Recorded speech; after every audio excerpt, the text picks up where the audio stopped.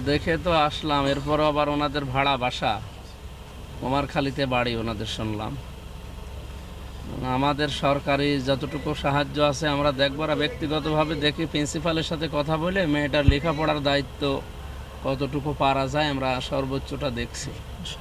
আর ওনাদেরও পারিবারিকভাবে আমি মাঝে মাঝে খোঁজ নেবনি, আমার পিয়ার দিয়ে, আমার যারা পার্সোনাল আছে এদের দিয়ে।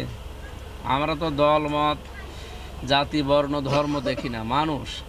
কুনতুম খায়রা উম্মাতিন উখরিজাত লিন্নাস, আমাদেরকে আল্লাহ বের করেছে মানুষের কল্যাণের জন্য, সুতরাং ওনাদের কল্যাণে যতটুকু লাগা যায় চেষ্টা করবো ইনশাল্লাহ। দেখি মেয়েটার দায়িত্ব ইনশাল্লাহ দেখছি, প্রিন্সিপালের সাথে বলে যতদূর পড়াশোনা আছে এদিকে আমার পেছনে থাকার চেষ্টা করবো ইনশাল্লাহ।